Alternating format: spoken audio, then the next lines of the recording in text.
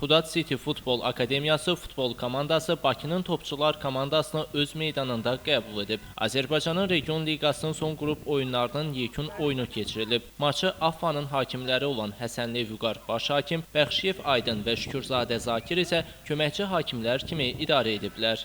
Xudad City Futbol Akademiyası komandası bu oyunda qalib gəlib. Komandasını qalibiyyətə yüksəldən oyunun 82-ci dəqiqəsində vurduğu qolun müəllifi Şirinbəy Süleymanov olub.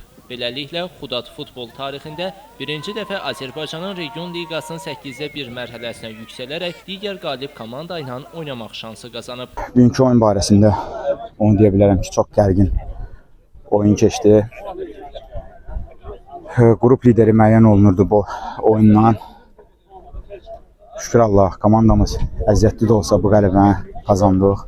Bu münasibətlə bütün komandamızı, azərkeşlərimizi təbrik edirəm. Gələcək oyunlarda da uğurlar arzulayıram. Rəqib komandada bu gözəl oyuna görə rəqib komandamıza da təşəkkür edirəm. Gələn oyunda onlara da uğurlar arzulayıram. Xudad City Futbol Akademiyası ilk dəfə tarixində bu illəri yeni yaranmağına baxmayaraq Region Liqasında iştirak elədi və bununla paraleldir ki, 4-ə yaxın komandamız Affan təşkil edən oyunlarda iştirak edirdi. Amma bütün futbol həvəskarlarının, futbol sevənlərin həmişə böyük komandaya həvəslər olub və artıq deməli qrup C qrupunda mübarizə aparırdıq. Artıq bizim 4 qələmiz və 2 heçəkəmizlə artıq qrup lideri kimi biz Region Liqasında Region Liqasının 8-1-nə adladıq.